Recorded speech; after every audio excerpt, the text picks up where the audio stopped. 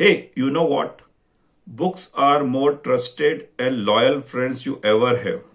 जी हाँ, इस वीडियो में मैं आपके साथ एक बुक जिसका नाम है द गोल्स, उससे रिलेटेड जो भी उसमें स्टॉक मार्केट से रिलेटेड लर्निंग्स है वो शेयर करूंगा। उस बुक में हमें बताया गया है कि हमें कैसे अपने गोल को सेट करना चाहिए, कैसे स्टेप बाय स्टेप उसको अचीव करना चाहिए एंड सो ऑन।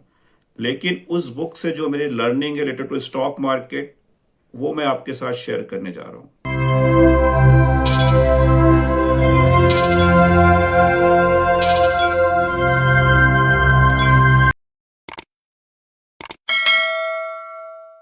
तो पहला लर्निंग इस बुक से ये है कि you should be patient and discipline when you are doing investment. इसका मतलब ये है कि हो सकता है आपके पास लाखों रुपए हों, लेकिन एक साथ सभी इन्वेस्टमेंट नहीं करना है। You should be patient when you are doing investment. You should be discipline कि हो सकता है अभी आप अपने कैपिटल का 10% स्टॉक मार्केट में डालेंगे, जब और अपॉर्चुनिटी आएगा तो शायद 30% डालेंगे, जब और अपॉर्चुनिटी आएगा तो और इस प्रकार मनी बढ़ाते जाएंगे। अगर आप ये करते हैं तो डेफिनेटली लॉन्ग टर्म में आपको अच्छा रिटर्न मिल सकता है। जो सेकंड लर्निंग है इस बुक से, वह कहती है कि we should be realistic in our returns. कई बार हमें लगता है कि हमें स्टॉक मार्केट से 10 गुना, 50 गुना, 100 गुना पैसा बन जाएगा। हाँ, बन सकता है, लेकिन आप उसको बनाने के लिए कितना टाइम फ्रेम दे रहे हैं। कई लोग सोचते हैं कि आज मैं स्टॉक मार्केट में पैसा डालूं और अगले 15 दिन बाद, 20 दिन बाद मेरा पैसा डबल हो जाए। डेफिनेटली वो नहीं हो सकता है। तो अगर आप एक लॉन्ग टर्म इन्वेस्टमेंट की बात करते हैं तो आपको ये सोचना होगा कि आपका जो इन्वेस्टेड मनी है month on month, year on year grow होता रहे और एक पर्टिकुलर सिस्टमेटिक वे में ग्रो हो। अगर आपका मनी 3 से 4 साल में भी डबल होता रहता है, that it's a good investment, जहां पे आपका लॉन्ग टर्म में वही मनी काफी बिग अमाउंट में कन्वर्ट हो जाएगा and you can generate a very good wealth from that. So please remember, you should be realistic when you are doing investment. Third big learning from this book is that you should diversify your investment to avoid much risk. इसका मतलब क्या है कि हाँ, हो सकता है आपको लगता है कि कुछ सेक्टर, कुछ स्टॉक आने वाले कुछ समय बहुत अच्छा रिटर्न देंगे, लेकिन इसका मतलब ये भी नहीं है कि आप अपना पूरा पैसा उसी सेक्टर या उसी स्टॉक में लगा दें। आपको एक डाइवर्सिफाइड इन्वेस्टमेंट करना है कि अगर कोई सेक्टर, कोई स्टॉक अगर परफॉर्म नहीं करता है तो ऑन एवरेज आपका मनी ग्रो होता रहे। कई बार पॉलिटिकल इशू होता है, कुछ पॉलिसीज आती है जिस कारण वो सेक्टर गिर भी सकता है।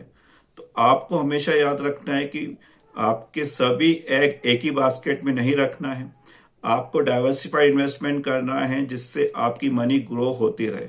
और ये रूल एप्लीकेबल है कि इट्स नॉट लाइक कि आपको पूरा पैसा स्टॉक मार्केट में ही लगाना है। आप स्टॉक मार्केट के अलावा बाकी जगह भी देख सकते हैं, रिलेटिव में लगा सकते हैं, गोल्ड में लगा सकते हैं and so on. But is very very important that आपका इन्वेस्टमेंट डाइवर्सिफाई होना चाहिए।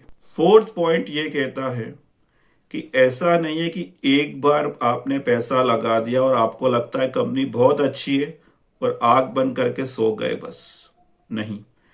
आपको कीप अपना आई रखना है, आपको ऑब्जर्वेशन रखना है कि यस, जो मैंने कंपनी में पैसा डाला है उसकी month on month, quarter by quarter growth हो रही है कि नहीं हो रही है, क्या आपका पैसा बढ़ रहा है कि नहीं बढ़ रहा है। तो you should always check your portfolio, maybe once in a quarter if you are talking about long term investment.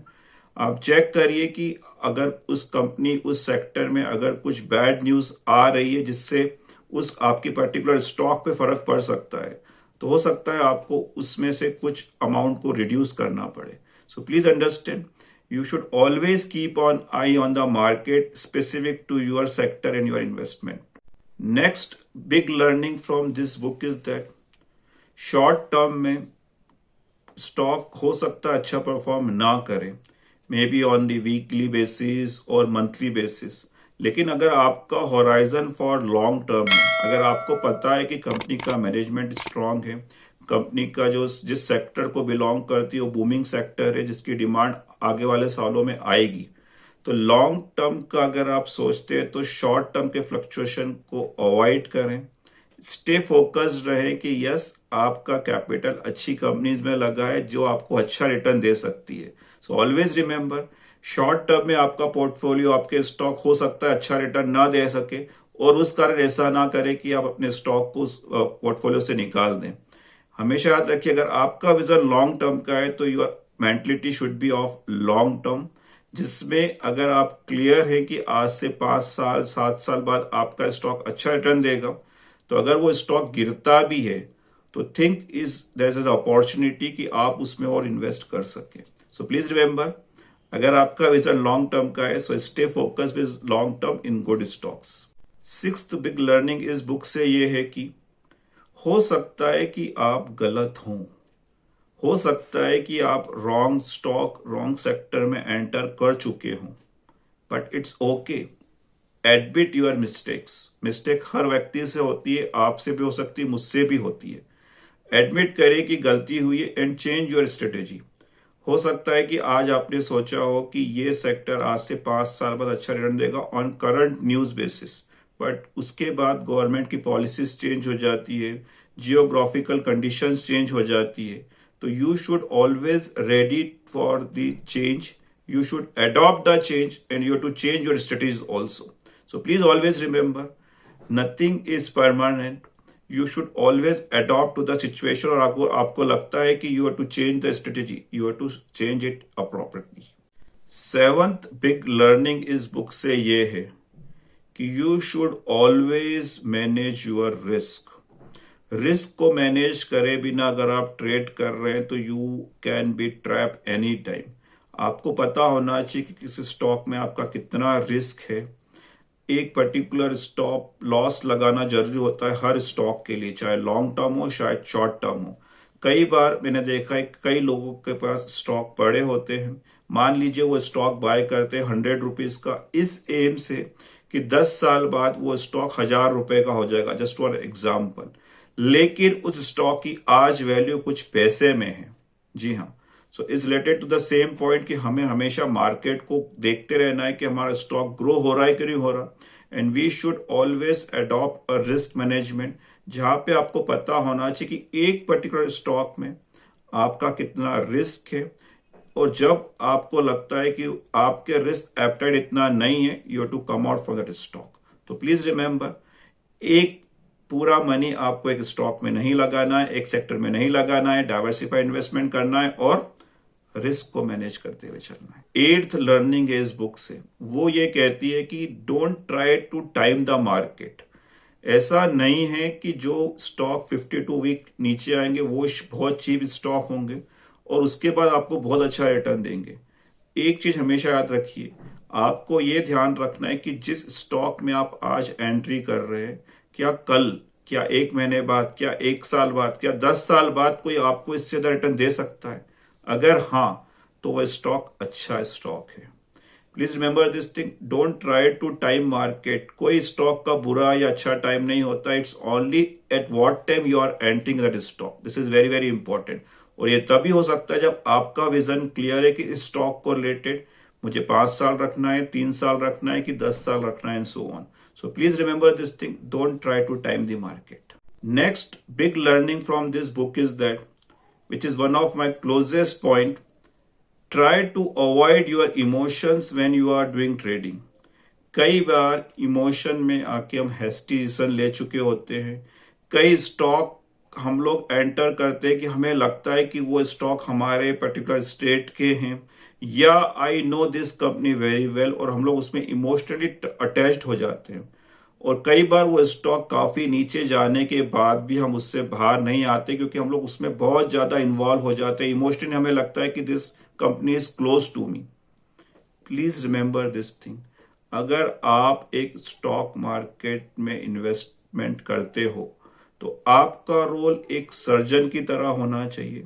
Surgeon का मतलब क्या होता है, जब वो किसी भी व्यक्ति का ऑपरेशन करते हैं तो उनका हाथ हिलता नहीं है, मतलब they are so rigid and they are not emotionally attach with that person, चाहे तो वो अपने किसी फैमिली मेंबर का भी ऑपरेशन कर रहे हो। तो so same is applicable here also, you should not attach with any stock, be open, be ready to change. अगर आपको लगता है ये स्टॉक अब मोमेंटम में नहीं है, अब आपको आगे जाके इससे अच्छा रिटर्न नहीं मिल सकता है, so please come out from that stock. So please avoid that you should be emotionally attached with any of the stock in your portfolio.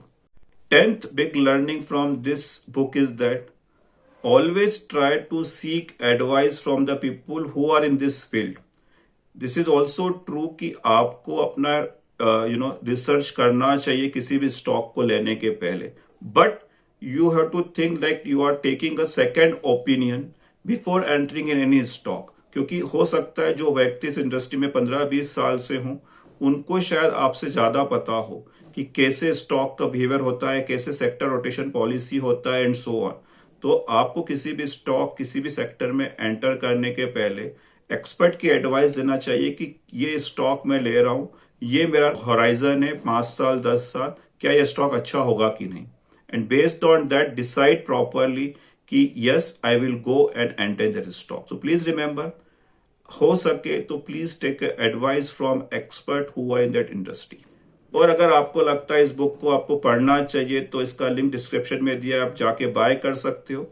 Bye करने के साथ उसको समझिए और इम्प्लीमेंट करिए, that is very very important. इसमें इस book में काफी अच्छी फाइनेंशियल से रिलेटेड स्टोरीज है, सो प्लीज डू दिस। अगर आपको ये वीडियो अच्छा लगा हो तो please subscribe to my YouTube channel and press the bell icon, जिससे नेक्स्ट वीडियो आप मिस ना कर सके।